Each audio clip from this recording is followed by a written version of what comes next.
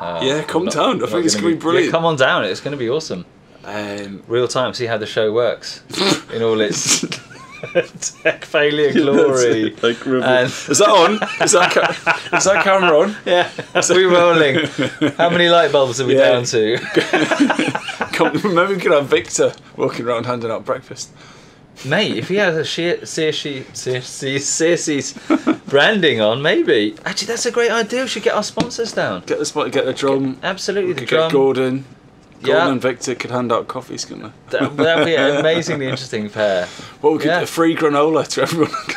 Maybe Eurostar will finally show their faces. And Eurostar, come on. We've been talking about the fact we record this at CSC Champagne Bar next to the Eurostar for about 9 months. And what have we had from you? Nothing. That's got to be the value of a full ship, plus the twins. 6 return tickets. Yeah, that's to Brussels. That's all we ask. Fabulous beer. Do they care? No. Are they interested in innovation?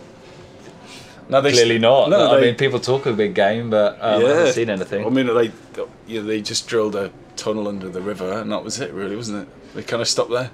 They haven't innovated in the slightest in the last 10 years. We don't want your money. You're a star. I mean, no, we do. Absolutely, we like the tickets. Yeah, we'll have the tickets. We don't want your money. So yes, social media week. It's going to be an hour. 10 a.m. the 16th of September. I can't wait. I want to do it next week. Do you think there's any chance of it turning into a regular event, a crime against podcasting?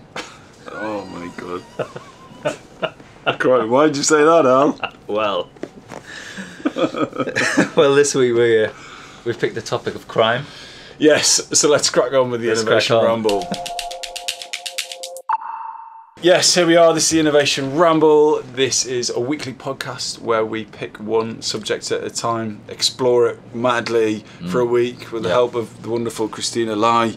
This week we're talking about crime. I think we've bit off a bit more than we can chew. Absolutely massive space for innovation. Yeah, it's a beast. I came across a great story, right? So a couple of years ago, this is incredible. A bloke got dressed up in like a workman's outfit. Okay. And then he robbed an armoured truck, pepper sprayed the guard and grabbed a couple of bags of loot and hot-tailed it down the street, and then the police were chasing after him and he ran round the corner. The police ran round the corner only to find hundreds of people dressed exactly the same as him. And what he'd done is he put an advert on Craigslist to organise a flash mob for people dressed as as workmen. So he ran into the crowd and he got away, but the police did say there was a few people matching his description. Yeah, sure. That sounds like something out of movies. I can think of a couple of Thomas Crown Affair #2, but that's smart though. That is smart. Very smart. Very modern day crime. Life imitating art, as he's picking something maybe out of the movies. Why do crimes exist though? Crimes exist because the law exists. Plain and simple. If we didn't have law, we wouldn't have crime. Law laid down by the state, touchy subject there. Rules made by a few for the many. Crime as a positive law, it's a man-made law, and actually there's no accepted universal definition of crime. Differs from state to state, and that's part of the problem from land to land, and gives the state the authority to restrict our behaviour. Actually, it comes from Roman law. Western law really was established and is borrowed from Roman law, dating back over 1,000 years.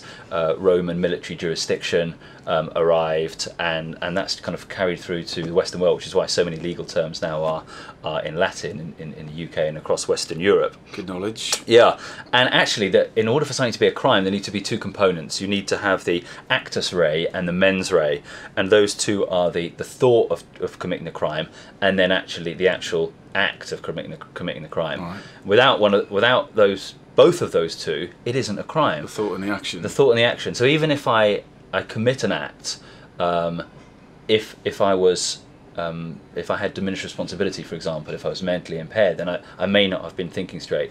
Another example of that is crimes of passion. Recently, it's come back on the table in the UK in legislation. It's a big deal in France. You get caught bursting in on your partner who's in bed with someone else. You're not thinking straight. That's a crime of passion. So you have committed the act, but because your mind wasn't thinking straight, you haven't really got both of those elements. One of the things I came across on those lines were kind of innovative forms of defence based on that. What do you call the first part of it? So actus rea is the Actus act, rea. and then mens rea is the thinking. So they were saying things like, I think it's like urban rage. You know, the fact that we live, a defendant who lived in a sort of metropolitan society, whereas quite intense, that was used as to try and get this chap off. It didn't work. And also black rage as well, like the pressure on people from African origin, and the fact that they're discriminated against, that has been used as a defence to, as you say, actus rea. No. Yeah, the mens rea piece, which is the thinking about it. And also PMS, that's also been used as an innovative defence. Yeah, makes sense. So, and actually, what constitutes a sexual crime? Talking about that, in the UK, apparently, millions of sexual crimes are happening every day, because in order for it to be a sexual crime, all I have to do is touch you and actually get something sexual out of it. So an unsolicited touch on someone else's body can constitute a sexual crime. So if you've touched a young lady's arm in an attempt to kind of flirt with her, gain her favour, and that wasn't wanted by her, then technically, punishable crime. Well, not reported. How long would you obviously get for that? I don't know, but we did agree that we'd move punishment and the panopticon and all that craziness into another episode. So innovation and crime have obviously gone hand to hand. Yeah. So back in the day when you had a gun, one person could rob another person. Yeah. But as innovation has produced things like the train, like a gang of people could rob a whole train because of that innovation. And then we see the Sony PlayStation hack a couple of years ago, and then I think it was just last week that Carphone Warehouse, their database was hacked. So that's one person robbing millions of people. Like as innovation in other areas grows, our capacity to do crime increases as well. And that's what tech's done. It's changed the relationship kind of one to one to one to many, and now actually then we're seeing the kind of many to many relationships. So we're going to touch on some of the ways that society is starting to prevent crimes because of these mass relationships. So things are evolving. I know that also something that you've been convicted of, as the law then changes, certainly in the UK, as the law changes, and if today that would not have been a crime, then you can go through a process to have that conviction not necessarily overturned, but kind of rescinded, because laws are moving the whole time, and they're changing. I wonder if that is applicable to dangerous psychopaths as well. Quite possibly. Quite possibly. By the way, if you can hear anything, that is the 9:55 leaving from St Pancras to Lyon or somewhere. Thanks Eurostar. Don't mention it. Don't mention it. Wonderful.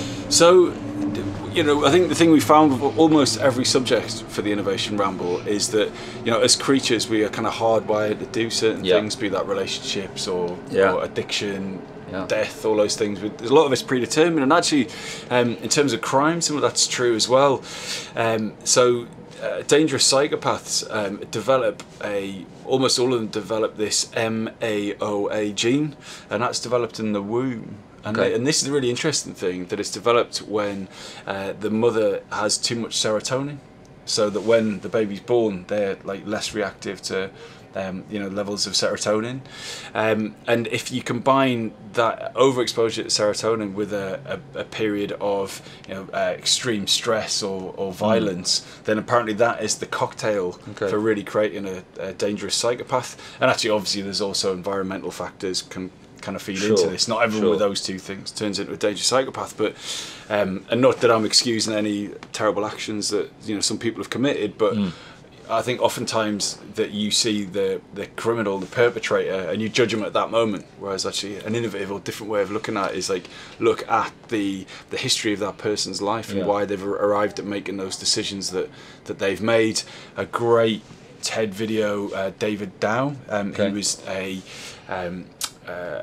death row lawyer, and basically I think in the States like 90% of the people on death row come from poor families in the States, and crucially almost all of them were subjected to the juvenile criminal system at like a really early age. Okay. And so he's saying the way to actually prevent people getting on death row is actually to start spending money on kids in families that are dysfunctional, or really low levels of income.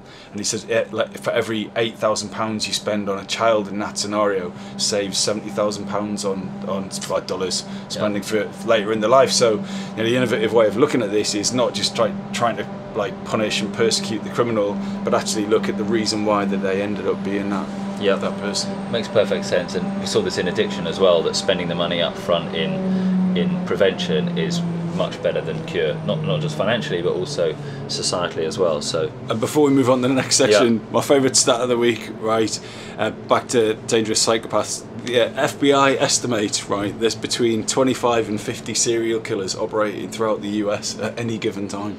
That's a scary thought.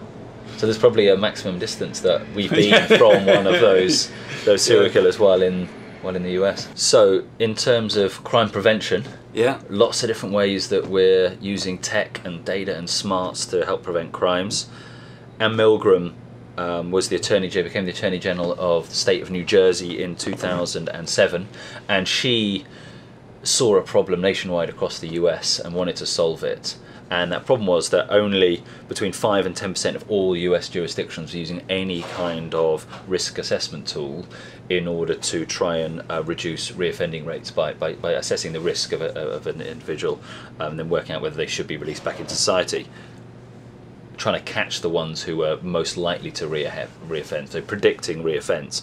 So she went out across all the US and gathered loads of data and found that there were 900 kind of factors that influenced the kind of reoffending rates, boiled that down just to 9 key ones, and then built, I've seen it, really simple, easy to use, kind of like one-page tool that has been unbelievably successful in using data and crunching data to reduce crime. So she managed to get Camden, which is in New Jersey, managed to get that off the list of it was at the top of America's most dangerous cities. They reduced murders by 31%, which equated to 37 lives being saved, and all crime across the city reduced by 26%, just through building a smart team, creating a tool that didn't exist, and using data to crunch down to some key factors. Yeah, it's a brilliant innovation, and it's a really great use of big data. I always think that if you say big data loud enough, anyone who's within earshot will realise that you work in digital marketing, because it's just a phrase that you hear constantly in our game, and it drives me up the wall. Surely we're beyond big data now. Well, like just mega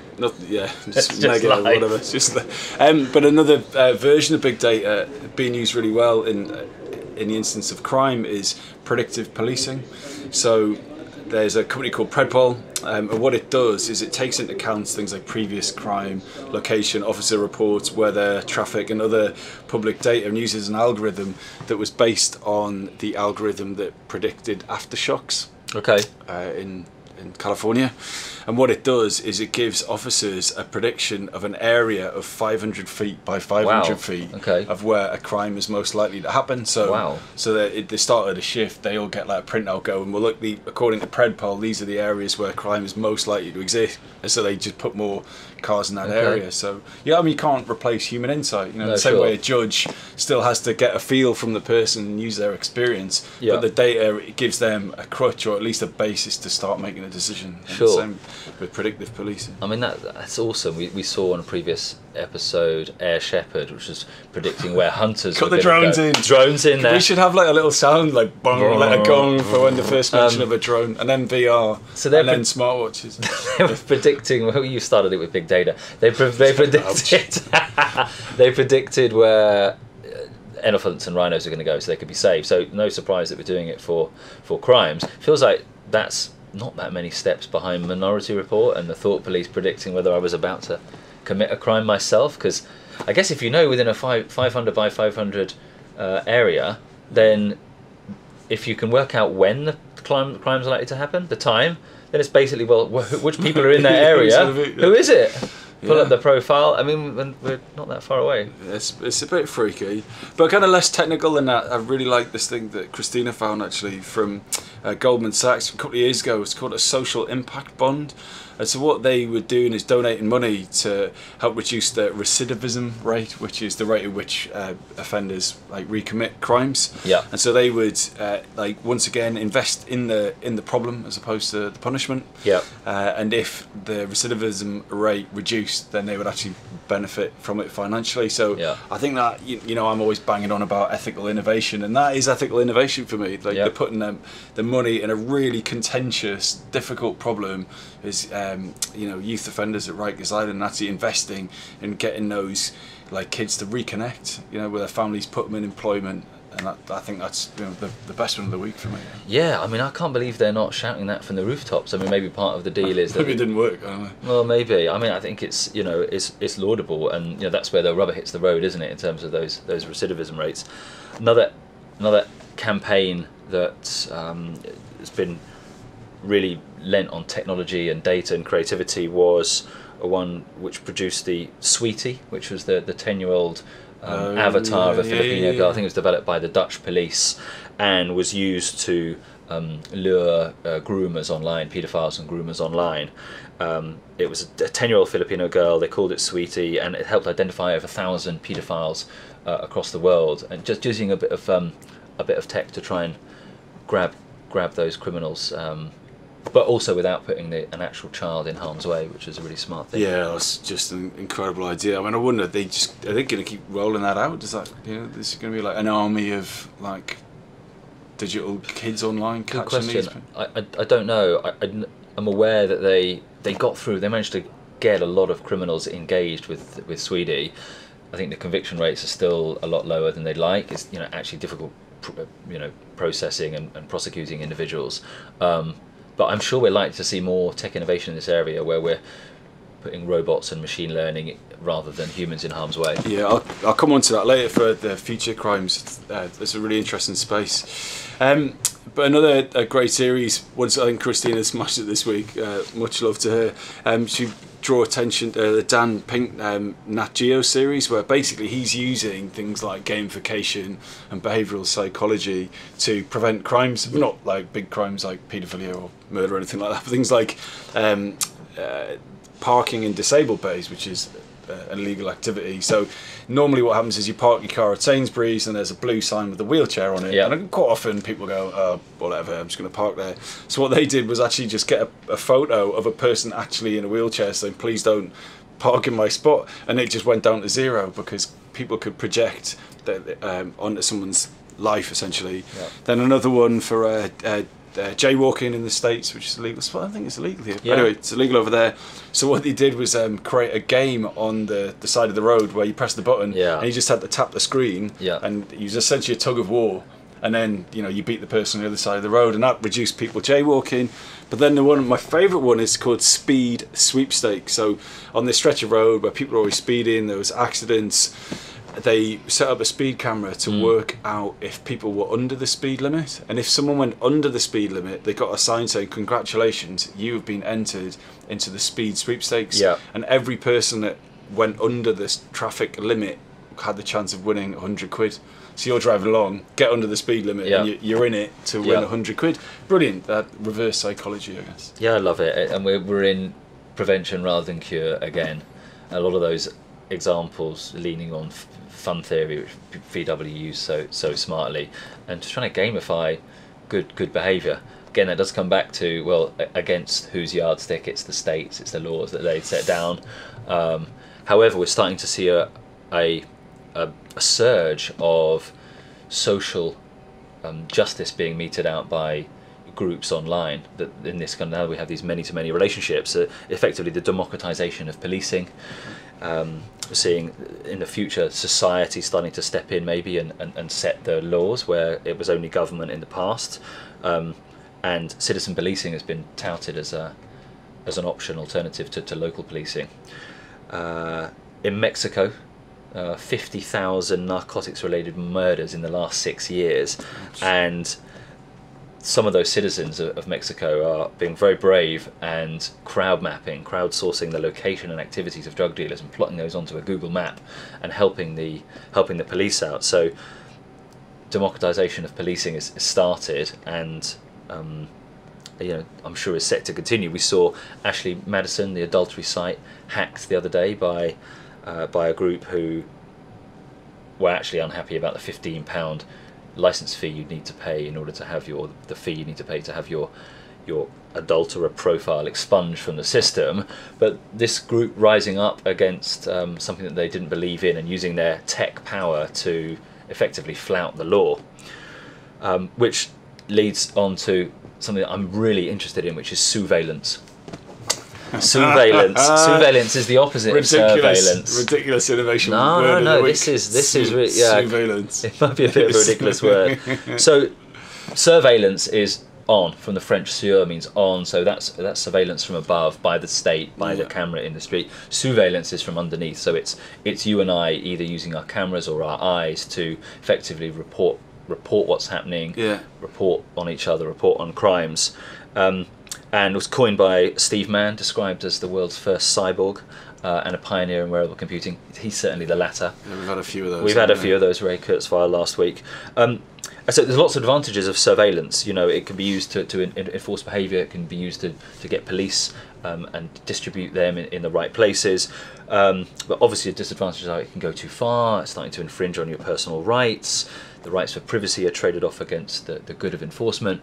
We're starting to see more of this kind of citizen policing and surveillance coming through. And part of the benefit of surveillance is the kind of effective economics that result about both of us knowing exactly what's going on in our two areas. So by sharing information and sharing what's happening, there should be a freer flow of ideas, of goods and services, because things are much more open.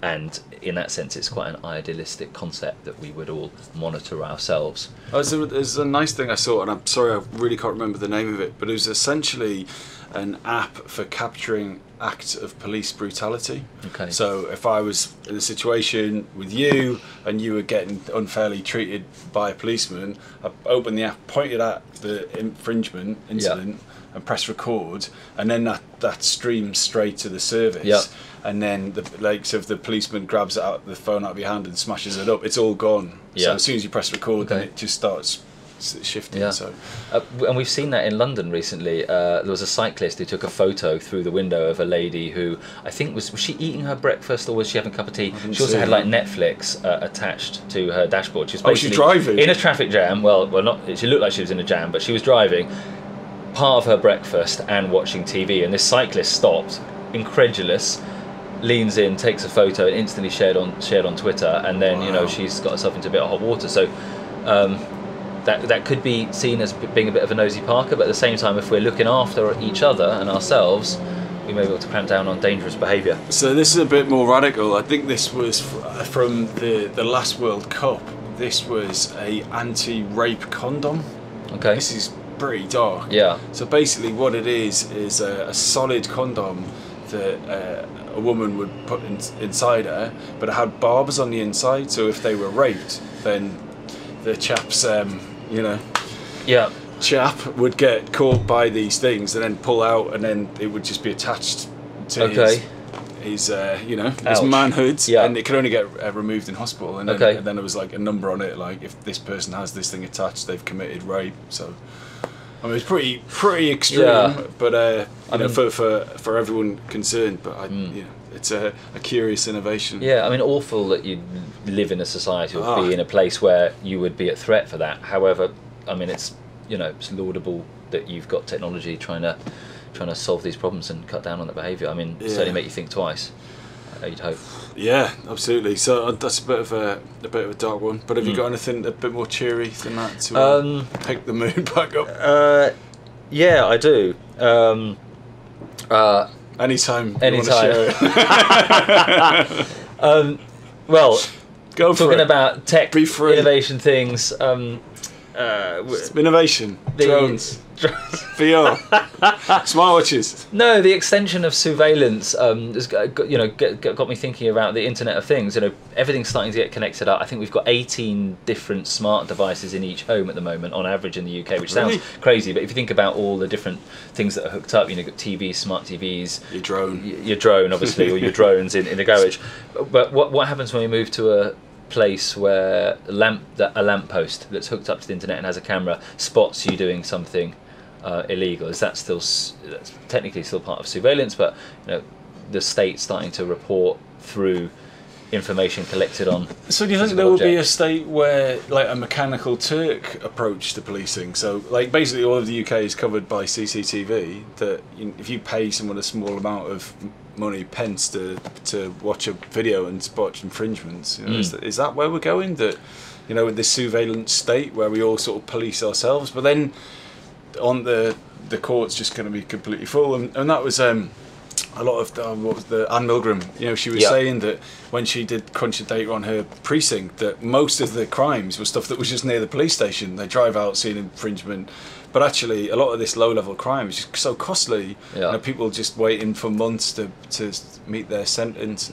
So I don't know, isn't that going to cause a massive problem, that if every infringement gets noticed, that like we won't be able to police all that, we won't be able to process all of that. So. My gut feeling is that we'll develop ways to pick, choose and administer punishment using the same democratized approach. So if you get caught doing a minor infringement, you get your Netflix shut down for a month. People could be voting in your area, could be voting. Here's some options for Tom. That doesn't need to go anywhere near the courts. But hopefully this kind of socialized responsibility will mean that fewer of those infringements happen. So you get a different response in Kensington, you might. Well, you could do. Why not? Why shouldn't it be contextual? It might be you've got Ocado is off limits for you for a month in London. It might be some different kind of punishment. But punishments are separate. We're talking about Ocado and shopping.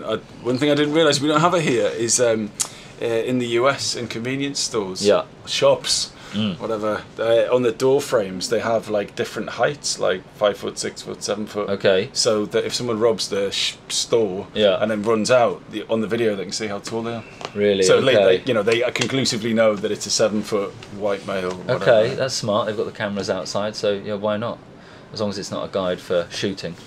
Let's hope not. Let's just not make crass assumptions. But anyway, what have we got next? Well, you were going to talk a little bit about the future of crime, where it's going, how technology is driving. I've got a really good one for committing crimes. Go for it. So the police are.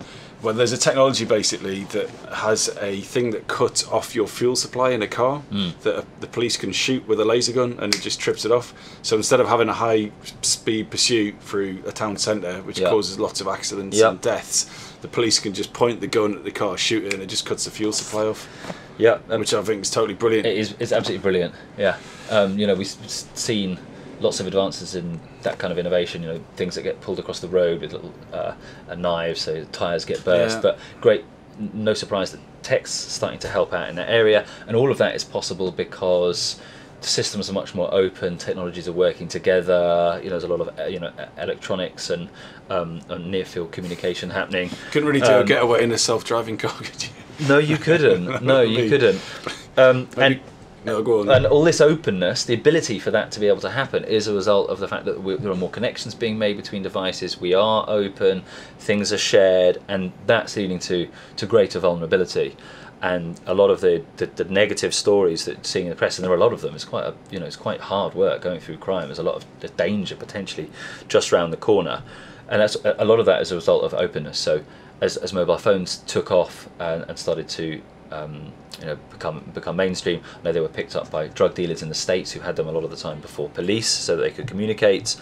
Then you've got Mexican drug cartels have installed their own mobile phones in all 31 Mexican states. I mean, think about the technology and innovation behind that, immense. You talked about the ability for people to rob a train now, or in past years, but now one individual can rob 100 million.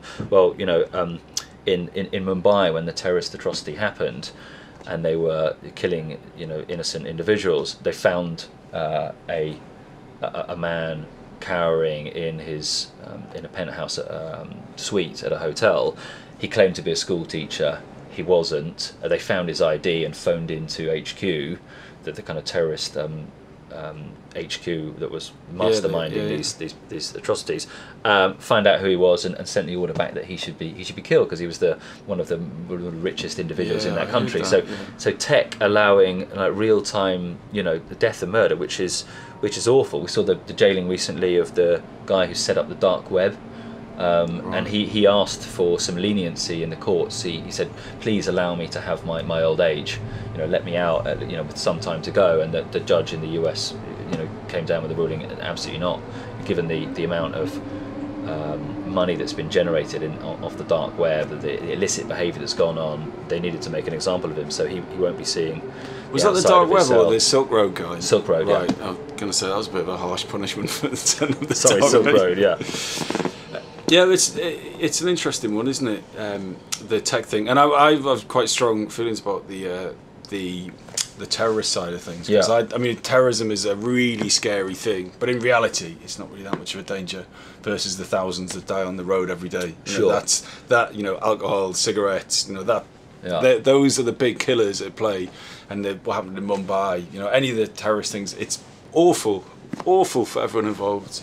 But actually, it's a really small amount of a threat to us compared to some of the other things that some of these innovations are tackling. Yeah, compared to the 250,000 drivers in the US falling asleep at the wheel. Yeah. I mean, that is it's crazy, isn't it? A dangerous wave. So a future crime for me is romance crime. I don't know if you've become a victim of this. So this is when people set up social media profiles and target typically older women with money, and then say that they are a retired gentleman, independently wealthy, travel a lot, and essentially arrange to get married, and then say, oh well, look, I need to come to America, but I've got a problem with my bank accounts. Can you wire me $5,000? Then it just vanishes. But it's really punishing for the victims of that crime, because these people fall in love with the perpetrators, and often it's rarely the money that they're upset about. They're still in love with this person, even though, and often in denial. So here's my crazy prediction for the future. You've got automated chats online, you've got automated phone services, you've got AI replicating humans, like Bina 24 and all that kind of stuff. You put those two technologies together, and you've got a computer that can run a romance crime completely automated. And it's like email fraud, isn't it? You can just send out 1 billion emails and hope to get one phishing result back. So you've got a billion robots all trying to woo 50-year-old women with their pensions. It's crazy. You think teenagers and kids that don't have their brains aren't developed in their frontal lobes to be able to kind of weigh up what's real and what isn't. And so you got people really taking advantage of that technology. So I think that'll be a big crime in the future. Will be AI, manipulating our emotions, be it romantic, for a financial end. Yeah, I mean, we've seen lots of ransomware stuff over the last few years really starting to grow, where your computer's locked down and you're having to pay. Teenagers tragically killing themselves because they've fallen into this kind of falling in love trap. They've exchanged intimate pictures, naked pictures of themselves with people that don't exist, and then they're being ransomed for it. So it's the flip side of the positive stuff that's being used for the sweetie, the 10-year-old avatar. It's the opposite of that. And as these advanced technologies are coming, they're being used for good and bad. And it's the same in the same technology that you can use for curing cancer, in terms of just picking off individual cells. That technology can, in theory, be used in a negative way to target one person. To target one people. If you've got the Queen's DNA, then you could send whatever it is to target one of her specific cells in the body. That's crazy. So we're starting to weaponize even that kind of stuff. We're seeing 3D printed guns and drones with rockets. But pretty soon, I mean, you can't bring a gun into the UK because the gun laws are strict, but you can bring in a 3D printer and 3D print yourself a rocket launcher.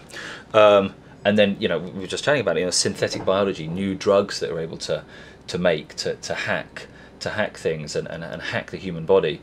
And I can see a future where we're going to need a lot more strict and maybe socialized security controls of the Internet of Things. In the US, there are 60,000 pacemakers fitted to individuals that are connected to the Internet of Things.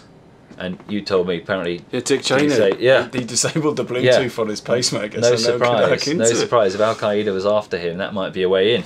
But you think about hacking that as technology starts to come on board. One of my key themes over the next 24 months.